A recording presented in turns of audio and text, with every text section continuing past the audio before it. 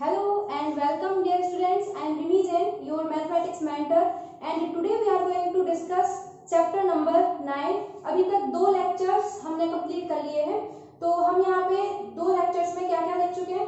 हमने first lecture में देखा था कि सीक्वेंस, सीरीज और अर्थमेटिक प्रोग्रेशन किस तरीके से एक दूसरे से डिफरेंट होते हैं, और फिर हमने देखा कि अर्थमेटिक प्रोग्रेशन में किस तरीके से हम nth टर्म को डिफाइन करते हैं, और अर्थमेटिक मीन भी हम यहाँ पे थोड़ा सा देख चुके थे किस तरीके से यहाँ पे अर्थमेटिक मीन का मतलब है। अभी अर्थमेटिक मीन में आपको और अच्छे से कराऊंगी कंप्लीट। मैंने सिर्फ अभी आपको उसका इंट्रोडक्शन ही दिया था, लेकिन जैसे ही मैं क्वेश्चन में पहुंचूंगी आपको पूरा डिटेल से यहाँ पे बताऊंगी कि किस तरीके से 2 नंबर्स के बीच में हम एक से ज्यादा अर्थमेटिक मीन को इंसर्ट करा सकते हैं। तो वो मैं आपको बताऊंगी। और आज हमें पढ़ना है यहाँ पे सम of n terms.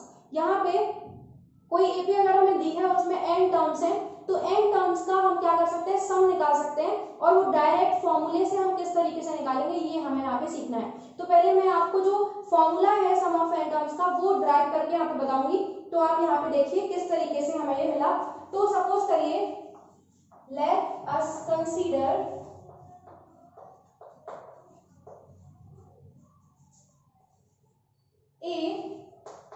a plus d a plus 2d up to n terms. तो nth टर्म हमने बताया था क्या होती है, a plus n minus 1 into d. ये हमारे पास क्या है, एपी हमने कंसीडर की है जिसका फर्स्ट टर्म है a, सेकेंड टर्म है a plus d, third term है a प्लस 2d, और nth टर्म है a plus n minus 1 into d. तो ये n टर्म्स की एक क्या है, एपी इज एन एपी ये हमने एपी कंसीडर की है। तो यहाँ पे हमें क्या निकालना है, इन सारे टर्म्स का सम। क्या निकालना है, सम ऑफ n टर्म्स। यहाँ पे कितने टर्म्स दिख रहे हैं, देखिए यहाँ पे जो d का कोफिशिएंट है वो कितना है, n माइनस 1। मतलब टर्म ये कौन सी नंबर की है, ये है हमारी nth टर्म। nth टर्म को किससे रिप्रेजेंट करते हैं, an से। तो ये हमारी nth टर्म है, और इस पूरी एपी में n टर्म्स हमने कंसीडर करके रखे हैं। अब हमें इन सारे टर्म्स का सम निकालना है। तो sum of n terms, sum of n terms of the given AP,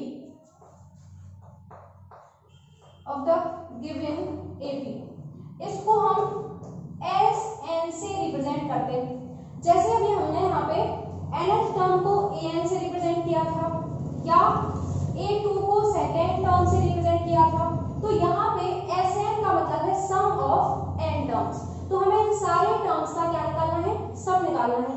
तो यहाँ पे हम इसको कैसे जनरेट करेंगे ये मैं आपको यहाँ पे सिखाऊंगी। तो सबसे पहले हमें क्या चाहिए, सम ऑफ n टर्म्स। तो हमने यहाँ पे सम ऑफ n टर्म्स Sn लिख लिया। अब सारे टर्म्स को हम सम के फॉर्म में यहाँ पे रिप्रेजेंट करेंगे, मतलब सीरीज यहाँ पे बना के लिखेंगे। तो a फर्स्ट टर्म होगी, फिर सेकेंड टर्म क्या होगी, a प्लस डी, फिर यहाँ पे हमारी आएगी a plus 2d third term. फिर हम थोड़ा सा आगे बढ़ेंगे तो यहाँ हमें क्या मिलेगा, देखिए ये है nth टर्म। nth टर्म में क्या आ रहा है यहाँ पे, a plus n minus 1 into d. तो nth टर्म के पहले कौन सी टर्म आएगी, a n माइनस 1 टर्म आएगी ना। तो a n माइनस 1 टर्म में क्या लिखना पड़ेगा यहाँ पे, a plus n minus 2 into d. तो ये हो गई हमारी कौन सी टर्म, ये हो गई a plus a n minus 1 term, a n के पहले वाली। और लास्ट में कौन सी आएगी हमारी term, a plus n minus 1 into d. तो ये हो गई सारी टर्म्स हमारी फर्स्ट, सेकेंड, थर्ड, फोर्थ और फिफ्थ। ये कैसे आया, अगर आपको कंफ्यूजन हो रहा है तो मैं आपको बता देती हूँ। an ये है हमारा a plus n minus 1 into D, nth term है। तो यहाँ पे n में से एक सब्ट्रैक्ट करते हैं, वही d का कोफिशिएंट होता है। तो अगर हमें n के पहले वाली टर्म चाहिए, मतलब a n माइनस 1 टर्म चाहिए, तो फिर d का कोफिशिएंट क्या होना चाहिए यहाँ पे, a n माइनस 1। इस n माइनस 1 में से 1 सब्ट्रैक्ट हम कर देंगे। देखिए जो यहाँ पे होता है उसमें से 1 सब्ट्रैक्ट करके d का कोफिशिएंट होता है। तो यहाँ पे n माइनस 1 था, तो n माइनस 1 में से 1 सब्ट्रैक्ट करेंगे तो वो d का कोफिशिएंट बन जाएगा। तो यहाँ पे सॉल्व करिए, क्या आएगा, a plus n minus 2d, ये लिखा मैंने, देखिए a plus n minus 2d। तो a n minus 1 term means n के पहले वाली टर्म जो होगी वो होगी a plus n minus 2d। तो इस तरीके से हमने यहाँ पे लिख लिया।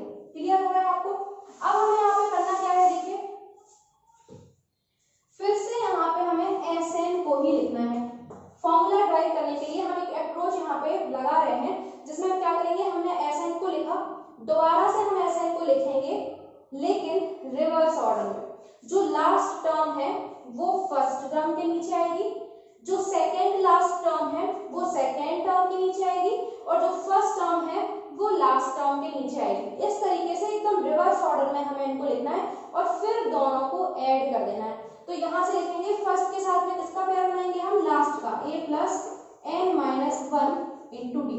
फर्स्ट यहाँ पे लिखा, सेकेंड लास्ट सेकेंड के साथ में पेयर करना है, तो a plus n minus 2d, ये हमने सेकेंड लास्ट टर्म लिख दी। और पहुंचते पहुंचते हमें लास्ट में कौन सी टर्म मिलेगी, सेकेंड लास्ट होगी a प्लस d और लास्ट होगी a। लिख दी हमने पूरी यहाँ पे अपनी सीक्वेंस या AP। अब हमें क्या करना है, दोनों को ऐड करना है। क्या करना है, लेफ्ट हैंड साइड में लेफ्ट हैंड साइड को ऐड करेंगे और राइट हैंड साइड में हम राइट हैंड साइड को ऐड करेंगे। तो यहाँ पे हमें क्या मिलेगा, देखिए लेफ्ट हैंड साइड में 2 टाइम्स Sn, यही मिलेगा 2 टाइम्स Sn। राइट में अब हमें बहुत ही ध्यान से यहाँ पे करना है अपना काम। फर्स्ट को फर्स्ट टर्म के साथ पेयर करेंगे, मतलब फर्स्ट को लास्ट जो टर्म थी उसके साथ पेयर करके ऐड करना है। तो देखिए यहाँ पे a में हमने क्या किया, a plus n minus 1 into D को ऐड किया। तो यहाँ पे मैं पहले आपको रफली करके बताती हूँ, a में क्या ऐड करना है, इन दोनों को आपस में ऐड करना है। तो यहाँ पे दोनों मिलके 2a बन जाएंगे। तो यहाँ क्या लिख सकते हैं, 2a plus n minus 1 into d. तो इन दोनों को जब हमने ऐड किया तो यहाँ पे हमने क्या लिखा, 2a plus n minus 1 into d, और इसको हमने एक सेपरेट ब्रैकेट में बंद कर दिया। आगे बढ़ेंगे, सेकेंड ये वाली a प्लस डी और यहाँ से second a plus n minus 2d, इनको भी आप ऐड करके देखिए रफली। तो a प्लस डी और इसमें हमें क्या ऐड करना है, a plus n minus 2d, ये हो गया। तो a मिलके 2a, और जब d और ये वाला भी d, तो d कॉमन जब लेंगे तो यहाँ से क्या मिलेगा हमें, 1 n माइनस 2, d हमने कॉमन ले लिया इन दोनों टर्म्स में से, तो यहाँ से 1 आया और इसका आया n माइनस 2। तो ये आ जाएगा, देखिए 2a n माइनस 2 में से 1 सेपरेट करेंगे तो यहाँ मिलेगा हमें n माइनस 1d। देखिए यहाँ से भी हमें सेम नंबर मिला है, 2a plus n minus 1 into d. तो यहाँ पे भी हम क्या लिख देंगे, 2a plus n minus 1 into d. और लास्ट में जब हम जाएंगे, आप सारे जो टर्म्स हैं उनको चेक कर भी सकते हैं। तो लास्ट में भी हम जब जाएंगे तो 2a plus n minus 1 into d ही मिलेगा। लास्ट में आप चेक कर सकते हैं, a को हमने फिर से last term a plus n minus 1 into D से ऐड किया। तो हमें यही टर्म्स बार बार यहाँ पे मिल गई हैं। अब क्या हम करें आगे, देखिए हमारे पास एक टर्म है ये 2a plus n minus 1 into d. ये कितने बार है, हमारे पास कितनी टर्म्स थी, देखिए क्या n टर्म्स थी। तो n टर्म्स जब थी हमारे पास तो हम n टाइम्स एक टर्म को ऐड कर रहे हैं। मान लीजिए हमने लिखा कि 2 प्लस 2 प्लस 2, ये कितने बार है, देखिए 3 टाइम्स। तो क्या हम ऐसा लिख सकते हैं, 3 टाइम्स 2, जितने बार 2 को ऐड करेंगे उतने टाइम्स 2 होगा। तो यहाँ पे भी वही है, 2a plus n minus D को हम n टाइम्स ऐड कर रहे हैं। तो क्या n times 2a plus n minus 1 into D लिख सकते हैं, बस वही हमें यहाँ पे लिखना है। तो नेक्स्ट स्टेप में होगा n times 2a plus n minus 1 into d, और यहाँ हमारा लेफ्ट में 2 टाइम्स ऐसे चल ही रहा था। इस 2 को हम यहाँ पे क्रॉस मल्टीप्लिकेशन करके n के नीचे लेके आएंगे, तो n बाय 2 और यहाँ होगा 2a plus n minus 1 into d, और ये हमारा है formula some of n terms find करने का। तो यहाँ पर देखिए ये मिल गया हमारा फॉर्मूला। क्या है, n क्या है, नंबर ऑफ टर्म्स, a क्या है फर्स्ट टर्म, और d क्या है कॉमन डिफरेंस। तो अगर हमें कोई AP दी है तो हम उसमें क्या करेंगे, मान लीजिए AP इनफाइनाइट भी है कोई एपी क्या है, इनफाइनाइट भी है, लेकिन हमने कहा कि आप इस इनफाइनाइट एपी के 100 टर्म्स का सम निकालिए, तो फिर हम क्या करेंगे, n की वैल्यू 100 ले लेंगे। मतलब ऐसा नहीं है कि उस एपी में फाइनाइट ही वैल्यूज होनी चाहिए, इनफाइनाइट सीरीज में वो आपसे पर्टिकुलर फाइनाइट टर्म्स का सम निकालने को बोल सकते हैं, तो n की वैल्यू हम वही कंसीडर कर लेंगे। और फर्स्ट टर्म हमें पता ही चल जाएगा जब एपी दी होगी, और डी कॉमन डिफरेंस भी हम फाइंड कर सकते हैं। तो इस तरीके से इस फॉर्मूले में वैल्यूज पुट करके हम क्या करेंगे, सम ऑफ n टर्म्स फाइंड कर लेंगे। अब आती है बात क्या, ये तो हो गया हमारा formula some of n terms का। तो अब हम यहाँ पे Sn को मतलब सम ऑफ n टर्म्स को दूसरे तरीके से भी देखेंगे, क्योंकि जरूरी नहीं है कि हमेशा आपको फर्स्ट टर्म कॉमन डिफरेंस मतलब पूरी एपी यहाँ पे दी ही हो, कभी कभी वो आपको सिर्फ फर्स्ट टर्म दे देंगे, लास्ट टर्म दे देंगे, और यहाँ पे क्या देंगे, नंबर ऑफ टर्म्स मतलब कितने टर्म्स का सम आपको फाइंड करना है। कॉमन डिफरेंस पता ना हो, मतलब उन्होंने पूरी एपी भी नहीं दी हो आपको और कॉमन डिफरेंस भी नहीं बताया हो, तो फिर आप क्या करेंगे इस केस में। तो यहाँ इसके लिए हम इसको दूसरे तरीके से देखिए कैसे लिखेंगे। फॉर्मूला हमारा क्या था, Sn equal to n/2 2a plus n minus 1 into d. अब यहाँ पे 2a को हम क्या करेंगे, a प्लस a लिख सकते हैं। देखिए हमने इसको थोड़ा सा तोड़ के लिख दिया। अब यहाँ आपको देखिए कुछ ऑब्जर्व करना है, ये जो लिखा है a plus n minus 1 into D, क्या ये an या लास्ट टर्म नहीं है। अब आपको यहाँ पे an और लास्ट टर्म में कंफ्यूज होने की बिल्कुल जरूरत नहीं है। देखिए मान लीजिए हमारे पास क्या है, कोई एपी है जिसमें हमारे पास कितनी टर्म्स है, मान लीजिए 100 टर्म्स। ये एपी कितनी है, 100 टर्म्स की एपी है। अब मैं आपसे कहूं कि A50 फाइंड करिए, तो A50 फाइंड करने के लिए हम क्या करेंगे, n की वैल्यू 50 लेके यहाँ पे अपनी वैल्यूज फाइंड कर लेंगे। मतलब जो an है वो हमारा क्या है, जनरल टर्म। ये क्या है हमारा, an एक जनरल टर्म है, मतलब हमें जिस नंबर की टर्म फाइंड करनी है हम n की वैल्यू वही पुट करके यहाँ से फाइंड कर सकते हैं। लेकिन मान लीजिए हमारे पास अगर कोई एपी है जिसमें हमारे पास टर्म्स कितनी है, n ही टर्म्स है, कहां तक जा रही है ये एपी, n तक। जैसे ये एपी 100 तक जा रही थी, तो यहाँ पे जो A100 है ये क्या लास्ट टर्म का काम करेगा। तो जब an तक हमारी एपी जाएगी तो ये an जो होगा इसको हम क्या कहेंगे, अभी भी a plus n minus 1 into d ही कहेंगे। लेकिन जब हमारे पास एपी में n ही टर्म्स हैं तो क्या an को हम लास्ट टर्म कह सकते हैं, बताइए। हमारे पास कितनी भी टर्म्स हो an हमारी जनरल टर्म का काम करेगी, ये फिक्स है। लेकिन किसी केस में अगर हमारे पास n ही टर्म्स हैं तो वही an क्या करेगी, लास्ट टर्म का भी काम करेगी, और लास्ट टर्म को हम l से रिप्रेजेंट करते हैं। तो यहाँ देखिए जो हमने एपी कंसीडर की थी उसमें क्या हमारे पास n ही टर्म्स नहीं थे, तो फिर क्या जो जनरल टर्म an है a plus n minus 1 into d, ये लास्ट टर्म का काम कर सकती है, तो हम इसको l जैसे यहाँ पे यूज कर लेंगे। तो जब n टर्म्स होंगी तो हमें यहाँ पे क्या करना होगा, लास्ट टर्म के फॉर्म में इसको लिख सकते हैं, l यूज कर सकते हैं। तो यहाँ पे मैं लिखने वाली हूँ n/2 a प्लस l, ठीक है। यहाँ पे मैंने a plus n minus 1 into D को लिख दिया है l। तो उस केस में जब हमें क्या दिया हो, फर्स्ट टर्म दिया हो, लास्ट टर्म दिया हो और कितने टर्म्स का सम चाहिए तो n दिया हो, तब हम यहाँ पे ये वाला फॉर्मूला यूज करके सम ऑफ n टर्म्स फाइंड कर सकते हैं। तो ये तो हुई फॉर्मूले की बात कि किस तरीके से हमें फॉर्मूला यूज करना है और किस तरीके से इसको ड्राइव करना है। अब यहाँ पे बात आएगी कि क्वेश्चंस हम कैसे सॉल्व करेंगे।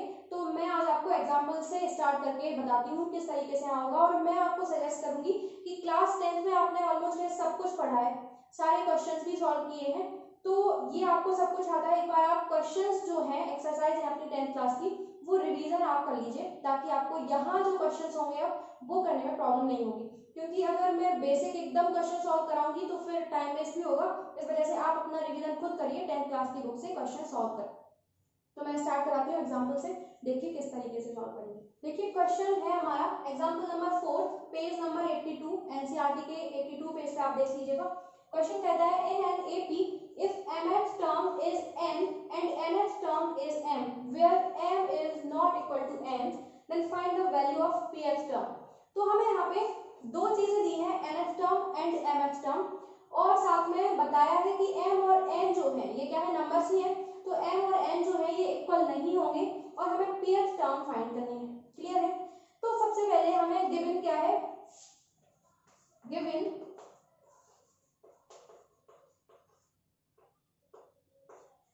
mth टर्म को किससे रिप्रेजेंट करेंगे, क्या am से रिप्रेजेंट करेंगे, बताइए।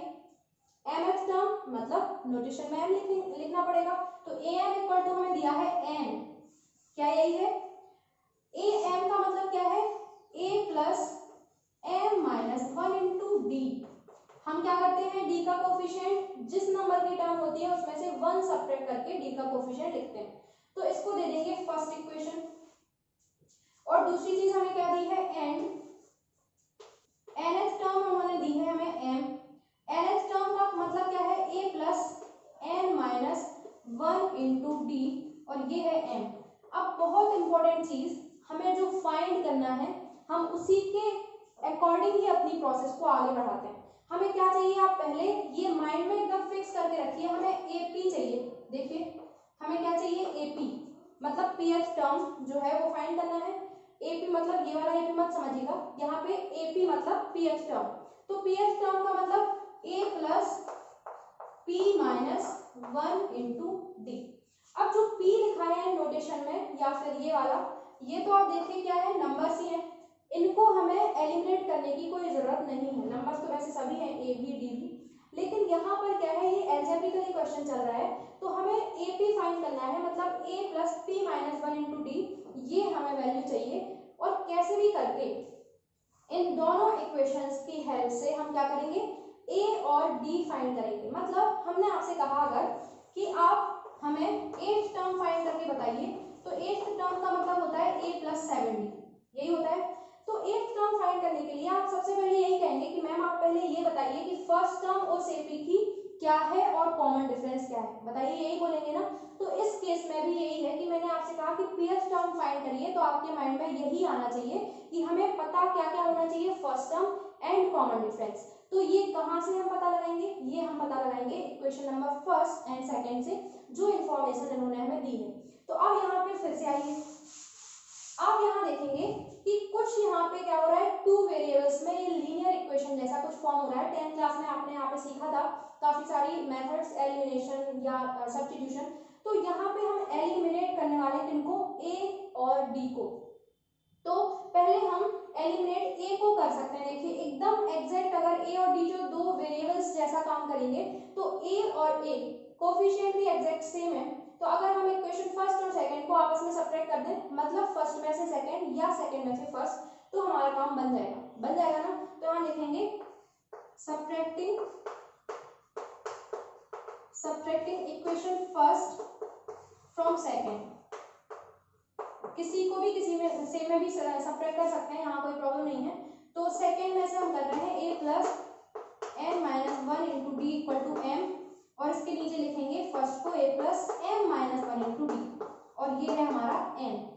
सब्ट्रैक्ट करेंगे तो साइन चेंज होगा यहाँ पे, तो देखिए ये कैंसिल हुआ, यहाँ पे n minus 1 d minus m minus 1 और ये d, और राइट में आएगा m माइनस n।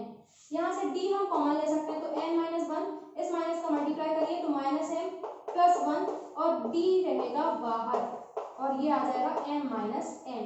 यहाँ से 1 से 1 देखिए कैंसिल हो गया, तो यहाँ बचा n माइनस m d और m माइनस n। अब ये देखिए जरा, n माइनस m और m माइनस n, सिर्फ माइनस 1 का यहाँ पे हमें डिफरेंस दिख रहा है, तो हम क्या कर सकते हैं, माइनस कॉमन लेके सॉल्व कर सकते हैं। n माइनस m d, और राइट वाले में हमने माइनस कॉमन लिया तो हमें मिल गया n माइनस m। देखिए सेम है, ये दोनों आपस में कैंसिल आउट, तो d की वैल्यू कितनी आ गई, माइनस 1, ये आ गया d, बस d मिल गया। किसी भी एक इक्वेशन में पुट कर दीजिए, putting the value of d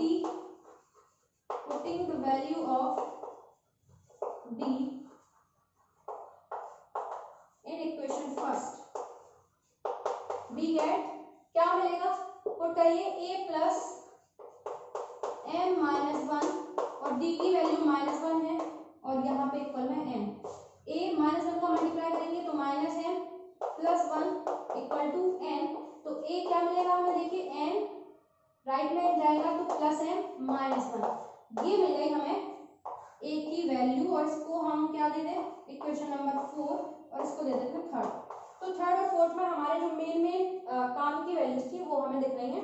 अब बस कुछ नहीं करना, ए और डी मिल गया, अब तो सब कुछ काम आसान है। तो पहले आप ये नोट करिए, फिर मैं आपको पुट करके यहाँ पे दिखा दूंगी। Now a p equal to a plus p minus 1 into D.